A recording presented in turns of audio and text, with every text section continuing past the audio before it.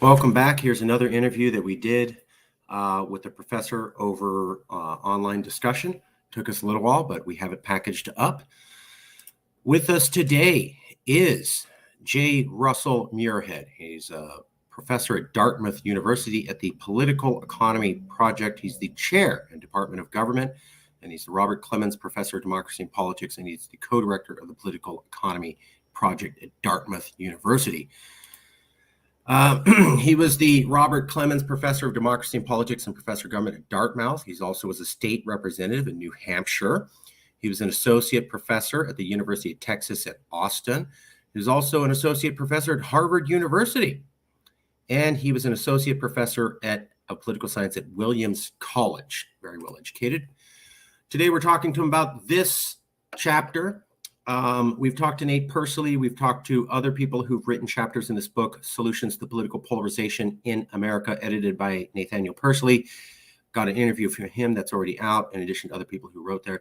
Today, we're talking to Russell Muirhead. He wrote this article or chapter in the book, Finding the Center, Empowering the Latent Majority from Lowering Barriers to Policy Making. He wrote that in 2015. Here's what that chapter was about. Yet today's parties, which offer voters a real choice, also exact a cost, one that hardly needs to be detailed amid repeated threats of national default and government shutdowns. As Mann and Ornstein argue, we've covered Ornstein, parliamentary parties disciplined and devoted to convictions about public policy can bring a separation of power system to its knees, Mann and Ornstein. But the intensified partisanship of the moment also has its benefits, which have been too little noted. Parties can clarify important public choices that cannot be easily avoided. Expanding entitlements, maintaining the Defense Department at present levels, cutting taxes, balancing the budget do not form a coherent package. Today's parties are presenting the choice between additional entitlements and additional taxes more rigorously than they have since the resurgence of partisanship with Reagan's first election. Partisanship itself is not the problem, not even vigorous, passionate partisanship that engages real differences. Partisanship has important purposes to serve, yet today the parties too often betray their great purposes. That's what he was saying this chapter is about. So I asked him about his book and his chapter, and do you believe political polarization is now worse than it was in 2015 when you wrote that book? Yes. If by polarization we mean movements away from the middle towards the extremes, and our politics has become more polarized since 2015. The movement of abortion from the judiciary to state legislatures gives new urgency to that long-standing disagreement, and it does not look like state legislatures are going to be able to craft any settlement that all sides can live with, at least not anytime soon. There are new issues that people disagree about, like the politics of sexual identity.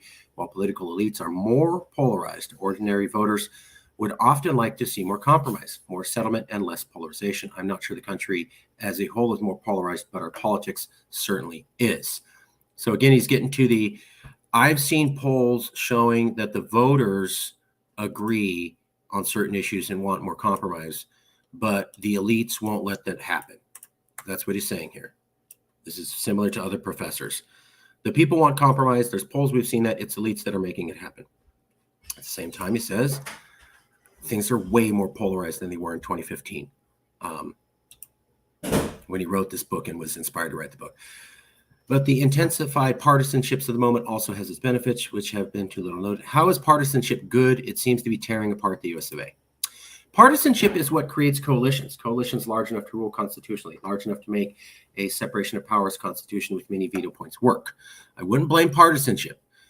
Ideologies and fanatics and uncompromising true believers who have all the answers, they might inflame disagreements and drive people to extremes, but they're usually trouble for partisans because their extremes make it hard to win elections.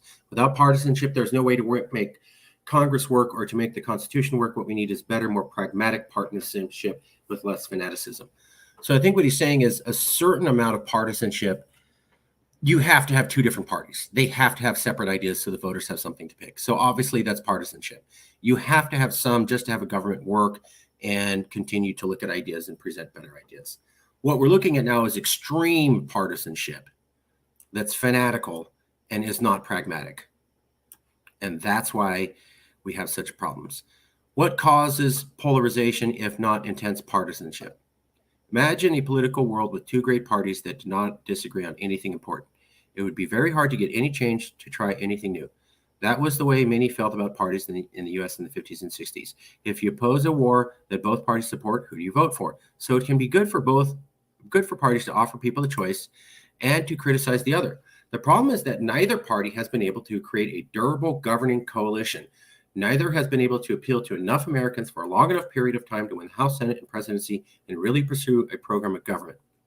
Our parties have not been very good at being parties at building coalitions that can govern. So he's pointing out that the parties can no longer win all the power. They can barely come into a little bit of power, barely win over 51%, and that makes it difficult for them to push their own vision. What could America do to reduce political polarization?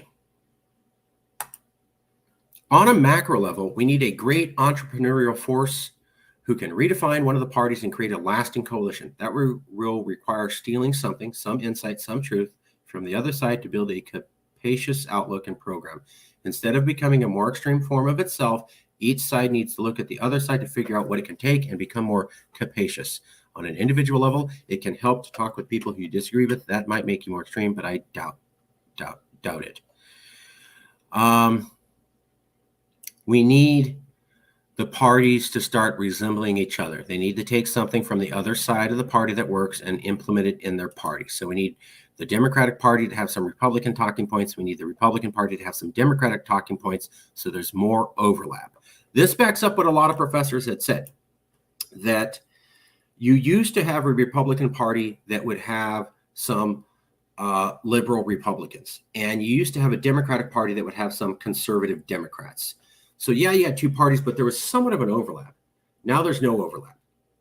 And he's saying one way to bring them back together is that the parties would say, the Democrats would say, you Republicans have some good ideas. And the Republicans would say, you Democrats have some good ideas.